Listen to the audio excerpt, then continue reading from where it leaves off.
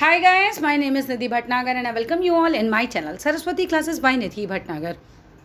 तो बच्चों आज हम क्या करने वाले हैं, हम करेंगे chapter number 4 animal fibres. Chapter बहुत मज़ेदार है, बहुत अच्छा लगेगा आपको पढ़ के। ठीक है, तो चलो चैप्टर को शुरू ही करते हैं विदाउट डिले। लॉन्ग एगो, बहुत पहले, ह्यूमन बींग्स यूज लीव्स, जो इंसान होते थे वो पत्तियों को यूज़ करते थे, बाक्स और ट्रीज उनको यूज़ करते थे, और स्किन ऑफ एनिमल्स, जानवरों की जो खाल होती थी उनको यूज़ करते थे। किस लिए? टू कवर देयर बॉडीज़, अपनी बॉडी को कवर करने के लिए। देन उसके बाद क्या हुआ, they learned the art of weaving, और धीरे धीरे उन्होंने बुनना सीखा, वीविंग करना सीखा, एंड स्टार्टेड मेकिंग क्लोथ्स, और फिर वो कपड़े बनाने लगे। ठीक है, clothes protect us against heat, cold, rain, dust and insects. जो कपड़े होते हैं वो हमें प्रोटेक्ट करते हैं, हमारी रक्षा करते हैं हीट से यानी कि गर्मी से, कोल्ड से यानी कि ठंड से, रेन से बारिश से, डस्ट यानी धूल से, इंसेक्ट यानी कि कोई हमें कीड़ा मकोड़ा ना काटे तो वो हमारी रक्षा करते हैं। क्लोथ शुड बी क्लीन, कपड़े कैसे होने चाहिए? बिल्कुल साफ़ होने चाहिए, एंड कंफर्टेबल भी होने चाहिए। बहुत टाइट कपड़े पहनोगे कभी कंफर्टेबल नहीं रहेंगे। ठीक है, डर्टी क्लोथ्स यूजुअली स्टिंक्स, यानी कि जो गंदे कपड़े होते हैं उनमें से अक्सर स्टिंक यानी कि बदबू आती है।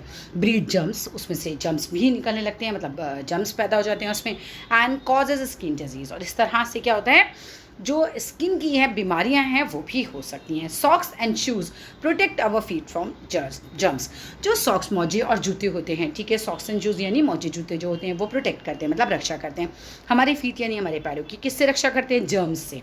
ठीक है, कोल्ड से, हीट से, इन सब चीज़ों से, प्लस कट एंड ब्लिस्टर्स से भी वो हमारी रक्षा करते हैं, छाले नहीं पड़ते, ठीक है, कट नहीं लगते, तो इन सब से भी हमारी रक्षा करते हैं। Our shoes should fit well and be comfortable, जो हमारे जूते होते हैं वो हमारे पैरों में अच्छे से फिट होने चाहिए, प्लस वो कंफर्टेबल भी होने चाहिए। We should not wear wet socks, हमें कभी भी गीले सॉक्स नहीं पहनने चाहिए, और गीले शूज़ भी यानी कि वेट शूज़ भी हमें नहीं पहनने चाहिए। क्लाइमेट एंड क्लोथ्स, अब हम क्लाइमेट और किस क्लाइमेट में हमें कैसे कपड़े पहनने चाहिए उसके बारे में पढ़ेंगे। We wear clothes depending on the climate, हम कपड़े पहनते हैं, क्लोथ्स मतलब जो हमारे होते हैं वो डिपेंड करते हैं कि भाई किस तरीके का क्लाइमेट चल रहा है, सर्दियाँ चल रही हैं, गर्मियाँ चल रही हैं, ठीक है, बारिश का मौसम है, तो सब चीज़ें जो हैं वो इस बात पर डिपेंड करती हैं।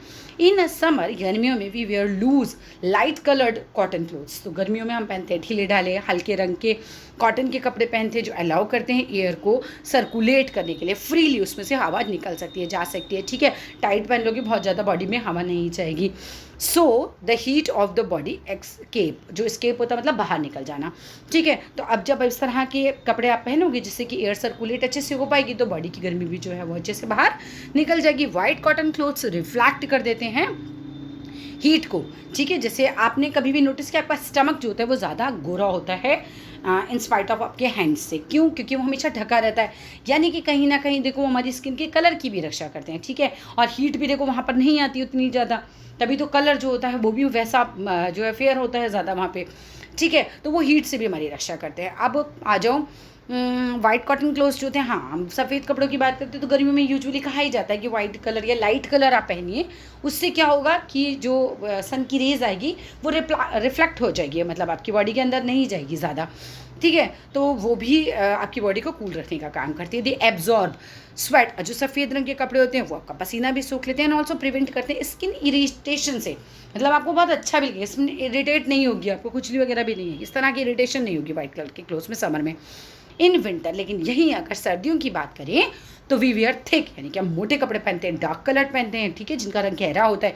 Clothes made up of wool, हम वो कपड़े पहनते हैं जो कि ऊन से बने होते हैं, फर से बने होते हैं, लेदर से बने होते हैं। ठीक है, they prevent our body heat from escaping, और क्या करते हैं ये बचाते हैं स्केप यानी कि बाहर निकलने से हीट को। अब ये क्या करेंगे, हीट को अंदर ही रहने देंगे जिससे कि आपको बहुत ज़्यादा सर्दी ना लगे। डार्क कलर क्लोथ्स एब्जॉर्ब कर लेते हैं हीट को and keeps the body warm, तो जो गहरे रंग के कपड़े होते हैं हमारी बॉडी की हीट को सोख लेते हैं, एक तरीके से रोक के रखते हैं, एब्जॉर्ब करके रखते हैं, and keep the body warm, इस तरह से हमारी बॉडी को वार्म रखते हैं। ड्यूरिंग द रेनी सीजन अगर हम बात करते हैं तो we usually wear cotton clothes, अक्सर हम कॉटन के कपड़े पहनते हैं रेनी सीजन में। ठीक है, we also use rain coats, umbrellas and gum boots to keep dry, पूरा सूखे रहने के लिए हम रेन कोट का यूज़ करते हैं, हम अम्ब्रेला का यूज़ करते हैं, हम गम बूट्स का यूज़ करते हैं when we go out in rain, अगर बाहर बारिश हो रही है तो हम ये सब चीज़ें पहनते हैं।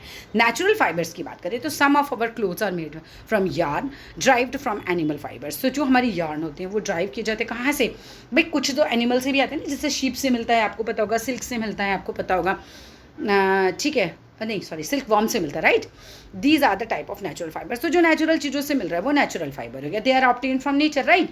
Certain fibres are not made from natural sources. कुछ फाइबर्स ऐसे भी होते हैं जो नेचुरल सोर्सेज से नहीं बनते हैं, ठीक है। अब वो कैसे बनते हैं फिर? Chemicals are use to make such fibres. तो ऐसे फाइबर्स को बनाने के लिए केमिकल का यूज़ किया जाता है। These fibres are known as synthetic fibres. तो ऐसे फाइबर्स जो कि केमिकल्स से बनाए जाते हैं, फैक्ट्रीज में बनते हैं, नेचर प्रकृति उन्हें नहीं बनाती है, हम उन्हें कहते हैं सिंथेटिक फाइबर्स। वेजिटेबल फाइबर्स, जी हाँ वेजिटेबल फाइबर्स, ठीक है, ध्यान से समझना आप। These includes cotton, the most widely, सबसे ज़्यादा used of all textile fibres, flax, hemp, jute etcetera. तो यहाँ पर एग्जांपल दे रखे हैं भाई, देखो वेजिटेबल फाइबर्स जो होते हैं वो कौन से होते हैं। इसमें आता है हमारा कॉटन, इसमें आ जाते हैं हमारे टेक्सटाइल फाइबर्स में अगर हम देखें तो आ जाता है फ्लैक्स, हेम्प, जूट, ये सारे के सारे आते हैं, काफ़ी ज़्यादा यूज़ किए जाते हैं।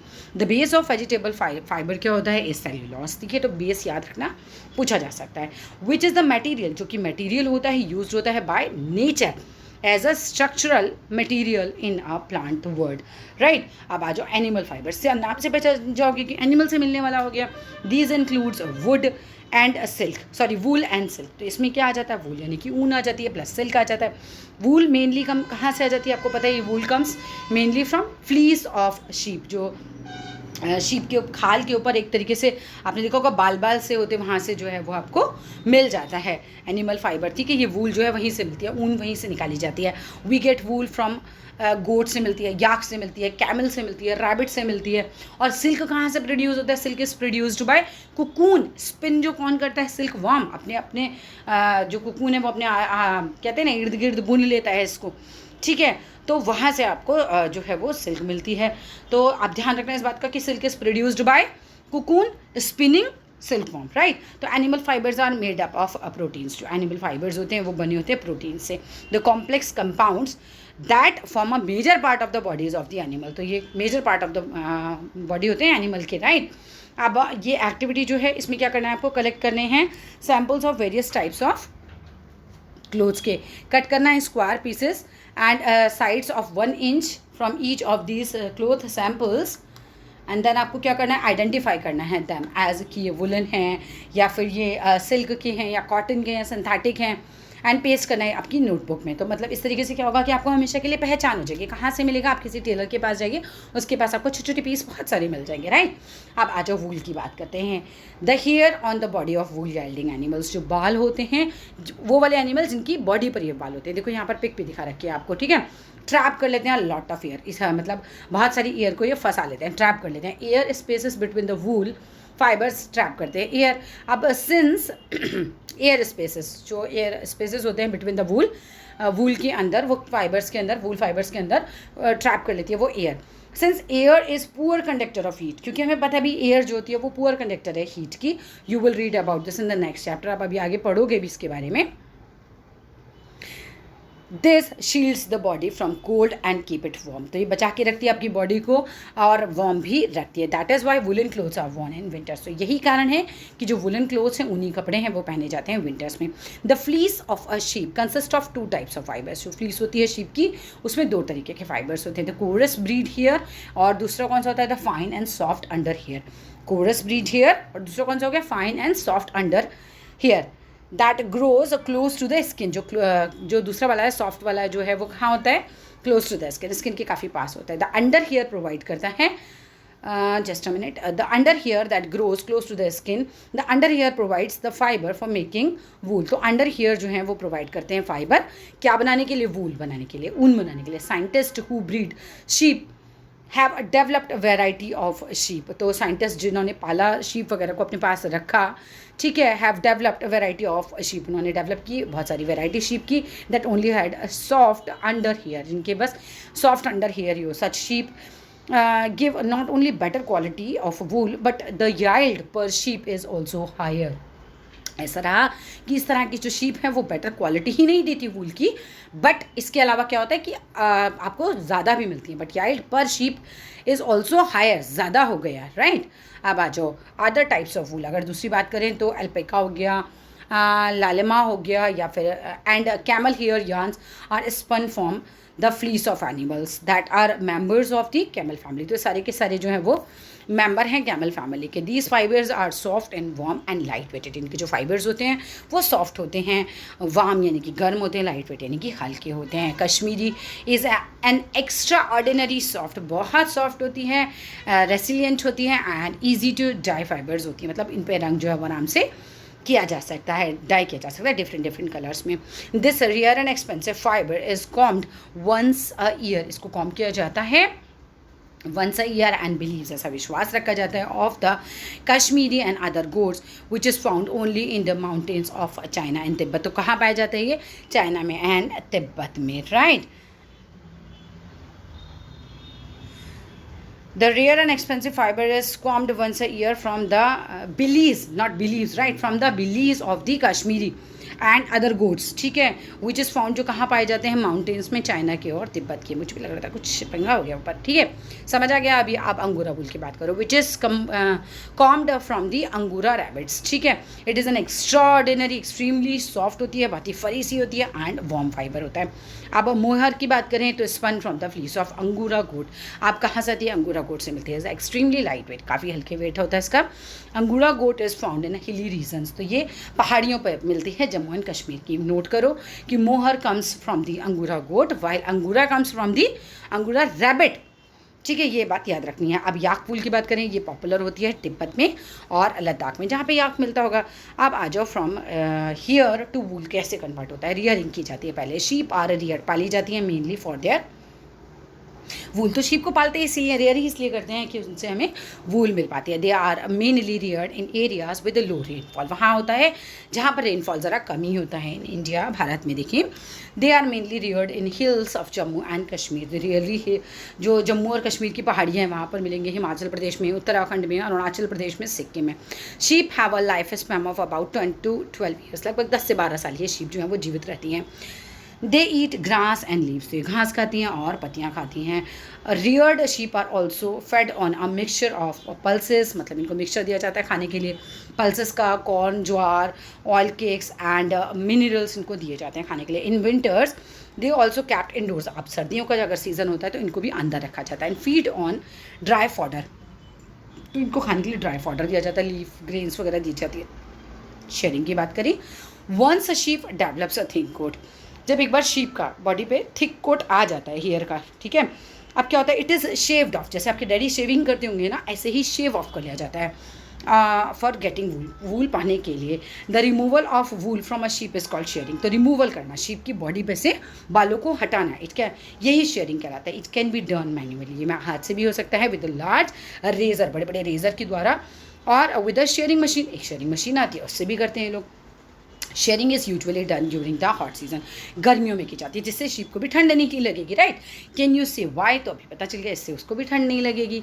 अब स्कोरिंग की बात करें तो the sheared hair is moved through tubes. तो जो शीप के हेयर होते हैं वो मूव किए जाते हैं थ्रू ट्यूब्स के, फिल्ड इन अ सोपी वाटर। अच्छा, आप उसको धोएंगे अच्छे से, उसको क्या करेंगे हम? उसकी डस्ट वगैरह को रिमूव करेंगे with soapy water to remove dust, dirt and grease, चिपचिपा पदार्थ रहता है उसके अंदर, तो वो सबको हटाना है। अब this is known as scouring, इसको स्कोरिंग बोलते हैं। इट इज़, फिर क्या होगा? Then passed through a series of rollers and dryers, ठीक है, जिससे उसको सुखा दिया जाए एक तरीके से पूरा अच्छे से। अब सॉर्टिंग कैसे करना है? Sorting consist of separating hair of different textures. Sorting का मतलब हो गया डिफरेंट डिफरेंट टेक्सचर्स की हेयर को अलग अलग करना। रिमूविंग बर, अब इसमें से बर हटाना है हमें। Burrs are soft fluffy fibres होते हैं वूल के, सिमिलर होते हैं to those that are often appear on sweaters, जो आपको दिखते होगा, फर दिखते हैं ना आपको स्वेटर्स पे, यू वेयर। तो दीज आर रिमूव्ड मैनुअली, ये तो हाथ से ही रिमूव किए जाते हैं। अब डाइंग मतलब कि कलर देना, कलर चढ़ाना कपड़े पे, जैसे हम कहते हैं। The natural hair of the sheep is white. तो शीप का जो नेचुरल कलर है वो वाइट है, ब्राउन या फिर ब्लैक होता है, तीन में से एक ही कलर हो सकता है। It is died in different colours. तो जैसे आपको डिफरेंट डिफरेंट कलर की ऊन मिलती है मार्केट में, तो वो डाई करके मिलती है, उस पर रंग चढ़ाया जाता है, आर्टिफिशियल होते हैं कलर्स वो। अब मेकिंग यार्न, धागे बनाना। Next the wool is straighten. अब वूल को क्या कहते हैं? स्ट्रेट किया जाता है, कॉम्बिंग की जाती है, जैसे कंघे से आप अपने बाल को स्ट्रेट करते हो ऐसे ही। एंड स्पिन इनटू यार्न, फिर उसको बुना जाता है, स्पन किया जाता है यार्न में, ठीक है। After spinning the wool is इधर वूवन, भाई आपने स्पिनिंग कर ली तो उसके बाद या तो फिर आप उसको क्या करोगे?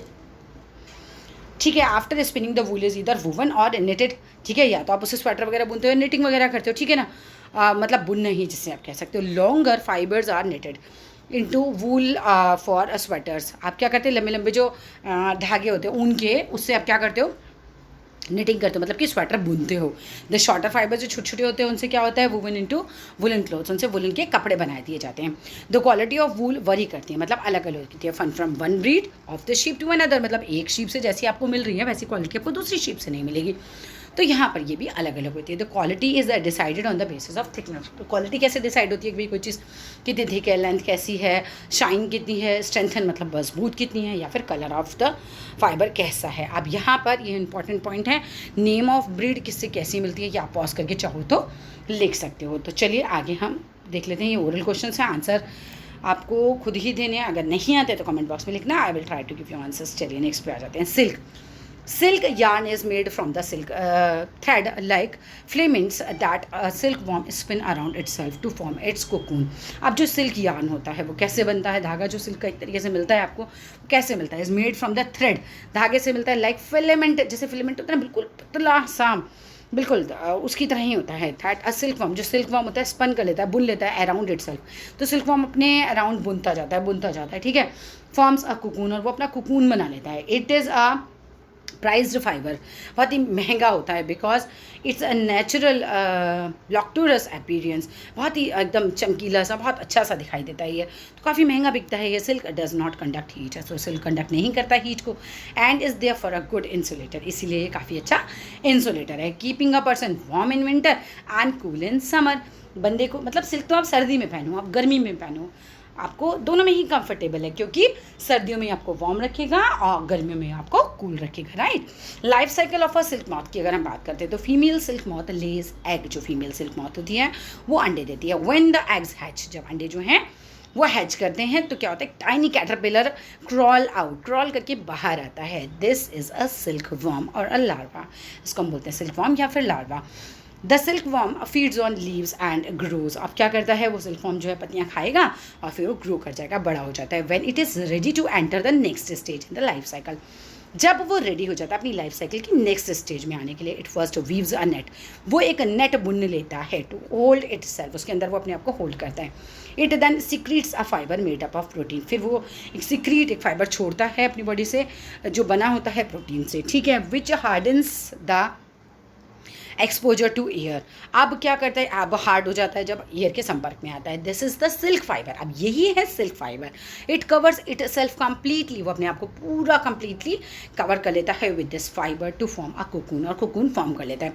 एट दिस स्टेज, अब इस स्टेज में क्या होता है, this larva is called a pupa, पूरा बुन लिया, अब ये लार्वा क्या बन गया, ये प्यूपा बन गया। द प्यूपा ग्रोज, अब प्यूपा ग्रो करता है and changes inside the cocoon, और चेंज हो जाता है कोकून के अंदर ही अंदर। अ फ्यू वीक्स लेटर, कुछ हफ्तों के बाद, द कोकून ओपन्स, कोकून जो है वो खुलता है, and an adult moth comes out, एक एडल्ट मॉथ उसके अंदर से बाहर आता है। तो पूरी लाइफ साइकिल है which is really important in this chapter. तो चैप्टर अगर आ रहा है तो ये आएगी ही आएगी लाइफ साइकिल लिखने के लिए, तो ये बहुत अच्छे से दिख लिया है इस चीज़ को। The silk yarn is obtain from the cocoon of the silk worm, तो जो सिल्क यार्न है वो कहाँ से ऑब्टेन किया जाता है, सिल्क वर्म से, ठीक है, जो उसका कुकून होता है उससे ही ऑब्टेन किया जाता है। अब आ जाओ यहाँ पर, ये पिक्चर में तो आपको पूरी यही बता रखा है, आई थिंक एक बार देख लेते हैं। सिल्क मॉथ लाइफ साइकिल, ठीक है, ये तो मैंने अभी पढ़ाई दी आपको, तो इसको एक बार आप इसे पढ़ लेना इसमें से भी। आप आ जाओ आगे। सेरिकल्चर क्या होता है, the breeding and management of a silk worm for the production of silk is known as sericulture. Again important, देखो सिल्क पाने के लिए आपको सिल्क वर्म को पालना पड़ता है, ठीक है, आपको सिल्क वर्म को पालना, इनकी ग्रोथ देखना, इनको मैनेज करना, ये सब कुछ आपको करना पड़ता है, यही काम है सेरिकल्चर, ठीक है। The breeding and management of silk worm for the production of silk, silk की प्रोडक्शन के लिए यही सेरिकल्चर होता है। Different types of silk with different textures are obtained, कहाँ से होते हैं, from different varieties of silk. Silk moth से, अलग अलग सिल्क मॉथ से आपको डिफरेंट डिफरेंट वैरायटी की सिल्क मिलती है, जैसे कि तसार सिल्क, मूंगा सिल्क, कासा silk are 3 different types of silk produce होती हैं from different different types of silks, ठीक है। कुकून्स जो ऑफ डिफरेंट वैरायटी के जो सिल्क मॉथ्स होते हैं उनके कुकून से मिलती है। The most common silk moth is a mulberry silk moth, ठीक है, सबसे ज़्यादा ध्यान रखने वाली बात है ये भी। अब आ जाओ next, the silk fibre obtained from this is of very good quality. जो सिल्क फाइबर इससे मिलता है ये बहुत ही अच्छी क्वालिटी का होता है। फीमेल सिल्क मॉथ लेस करती है hundreds of eggs.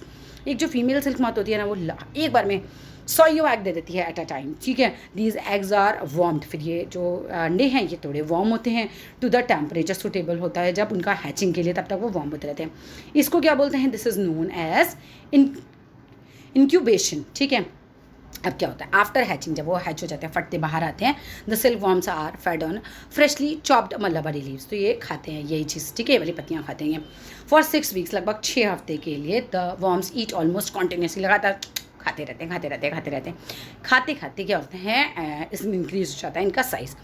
Eight the end of this period, इस पीरियड के अंत में क्या होता है, they are ready to spin. अब ये रेडी हो जाते हैं स्पिन करने के लिए अपने कोकून को, ठीक है। ब्रांच ऑफ द ट्रीज और shrubs are placed in their rearing houses, तो यही इनके रियरिंग हाउस हैं कि पेड़ की पत्तियों पे, ब्रांच वगैरह पे कहीं पे भी ये रहते हैं, शब्स वगैरह में, ठीक है। The worms climb these branches, ये जो वॉर्म होते हैं क्लाइम करते हैं ब्रांचेस पर एंड मेक देयर कोकून्स, अपने कोकून्स को बनाते हैं out of one continuous thread, एक लगातार धागा बुनते जाते हैं। टेकिंग अबाउट 8 days लगभग इनको लगते हैं फॉर दिस पर्पस, इस पर्पस में। इसको हम बोलते हैं स्पिनिंग करना, स्पिनिंग ऑफ द कोकून हो गया।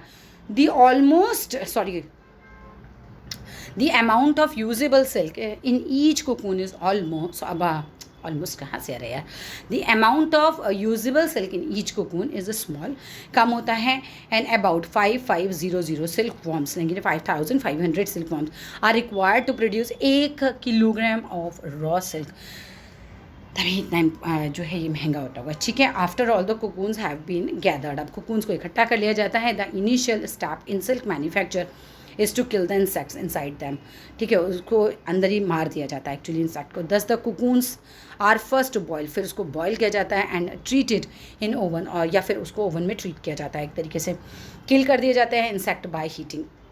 The silk fibre is obtain from the cocoons by a delicate process, बहुत डेलिकेट इनका प्रोसेस होता है इनको करने का, बनाने का, फाइनली पाने का सिल्क को एज अ रीलिंग, और उसको बोलते हैं फैटक्चर, नहीं filature. The cocoons are first heated in boiling water to dissolve the gummy substance, जो उनके ऊपर चिपचिपा सब्सटेंस होता है उसको हटाया जाता है फिर इस तरीके से। अब that holds the cocoon filament in place. अब आफ्टर दिस क्या होता है, heating the filaments from 4 to 8 cocoons are joint and twisted. अब 5 जो है एक तरीके से 4 से लेकर 8 तक कोकून्स जो हैं वो जॉइन करे जाते हैं और आपस में ट्विस्ट किए जाते हैं, जैसे चोटी बुनते ना ऐसे। This is then combined with a number of other similarity twisted filaments. अब ये अदर जो सिमिलर इस तरीके के इन्होंने बुना रखे होंगे फिलामेंट्स जो हैं उनके साथ इनको मिला दिया जाता है टू मेक अ थ्रेड, और इससे फिर धागा बनाया जाता है। This is wound on a reel, अब इस तरीके से ये रील पर चढ़ा दिए जाते हैं, ठीक है। अब resulting thread is called raw silk. अब जो रिजल्ट आपके हाथ में निकल कर आया ये है हमारी raw silk. It is woven into silk cloth by weavers. अब सिल्क के कपड़े बनाए जाते हैं वीवर्स के द्वारा।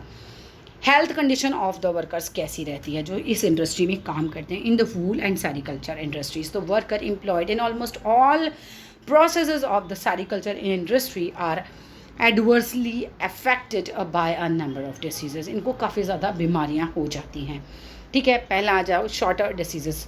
अब ये क्या होती हैं, people working in a wool industry sometimes get infected by a bacterium, उसको बोलते हैं एंथ्रेक्स, ठीक है, उससे भी इन्फेक्शन इनको हो जाता है। It leads to a fatal blood disease उनको हो सकती है जिसको हम बोलते हैं शॉर्टर्स डिसीज़। दूसरी बात है रेस्पिरेटरी, सांस लेने में problem. Inhalation of vapours arising from cocoons, cocoons के ऊपर से जो वैपर निकलते हैं उसको इनहेल करने पर क्या होता है, अंडर गोइंग स्टीम्स। अब क्या होगा, कुकिंग एंड रीलिंग प्रोसीजर में ब्रीथिंग प्रॉब्लम्स हो जाती हैं, अस्थमा हो जाता है, अदर जो हैं ब्रोनिकल्स जो उनको प्रॉब्लम्स हो जाती हैं, मतलब सांस की जो होती है प्रॉब्लम्स हो सकती हैं। अब आज जो skin bites and other skin infections उनको हो सकती हैं। The first step in reeling is the boiling of cocoon in water to kill the worms, ठीक है, तो बॉयल कर दिया जाता है इन वॉर्म्स को मारने के लिए। एज अ रिजल्ट क्या होता है, of the containing dipping of boiling water the skin of the workers become raw and कैसी होती है, blistered, resulting in piling of the skin on hand, हाथ पे से और पैरों पे से स्किन जो है वो उखड़ने लगती है, तो ये भी हो जाता है। एक्सपेरिमेंट क्या है, एक्टिविटी 2 में एक्सपेरिमेंटल इन्वेस्टिगेशन अगर हम देखें तो to differentiate natural silk and wool fibres from artificial और synthetic fibres, take about 2 square pieces आपने लिए हैं with sides of 1 inch of natural silk का, वूल का एंड सिंथेटिक फाइबर्स का, सच एज नायलॉन ले लो, रियॉन ले लो, कोई सा भी ले सकते हैं हम synthetic fibre, with the help of a pair of forceps bring the edges of each piece one by one near the flame of a candle। उसको लेके जाइए कैंडल के पास, फिर आपको देखना है कि भाई क्या होता है। See table 4.2 do your observation match with the given here. तो यहाँ पर आपको ऑब्जर्वेशन दे रखी है बर्न्स और मेल्ट्स। तो अगर वो सिल्क है, वूल है और आर्टिफिशियल क्लॉथ है तो क्या हो जाएगा ऑब्जर्वेशन में, क्या हो जाएंगे वो बर्न्स और आर्टिफिशियल क्लॉथ कैसे हो जाएगा, मेल्ट्स हो जाएगा। स्मेल कैसी आती है, सिल्क में नो स्ट्रॉन्ग ऑर्डर, वूल में बर्निंग हेयर की आएगी, आर्टिफिशियल क्लॉथ में करेक्टरिस्टिक ऑर्डर आएगी। ठीक है, अब रेसिड्यू क्या है, सिल्क डल ब्लैक और सिल्क और वूल का dull black, hollow bead which crushes easily to powder, मतलब एक तरीके से क्रश हो जाएगा बिल्कुल पाउडर में जो बचेगा जलने के बाद। ठीक है, अब इसके बाद मतलब जब आप सिल्क जलाओगे ना जैसे राख टाइप होती है ना, बस वैसे ही कुछ आपके हाथ में रह जाएगा जलने के बाद। एनी अदर फीचर्स की बात करें सिल्क वूल की या आर्टिफिशियल क्लॉथ नायलॉन की बात करें तो फिर सिल्क वूल में सेल्फ एक्सटिंग्विशिंग, और दूसरी बात है अपने आप खुद बुझ जाएगा एक तरीके से, और आर्टिफिशियल क्लॉथ में नायलॉन में क्या होगा, ड्रॉप्स ऑफ मेल्टेड नायलॉन में फॉल ऑन द ग्राउंड, हो सकता है वो अपने आप ही ग्राउंड पे गिर जाएँ उसकी ड्रॉप्स। अब ये चैप्टर होता है यहाँ पर फिनिश। यहाँ देख लो, आप चाहो तो पॉज कर ये क्वेश्चंस देख सकते हो, आपको आंसर नहीं आते कमेंट बॉक्स में क्वेश्चन लिख सकते हो, I will try to give you answers. ठीक है, ये क्यों दिखा रही हूँ, क्योंकि काफ़ी बच्चों पे ये वाली बुक नहीं होती, इवन देन वो पढ़ना चाहते हैं, इनके क्वेश्चन सॉल्व करना चाहते हैं, सो ये बिल्कुल आराम से ऐसे कर सकते हैं। पॉज करिए, क्वेश्चन उतार लीजिए। ठीक है, तो चलिए मिलते हैं नेक्स्ट वीडियो में। टिल देन जाने से पहले चैनल को कर दो जल्दी से सब्सक्राइब, वीडियो को दे दो एक लाइक, कमेंट बॉक्स में बताओ चैप्टर समझ आया या नहीं आया। फिर मिलते हैं नेक्स्ट वीडियो में। Till then bye bye and take care.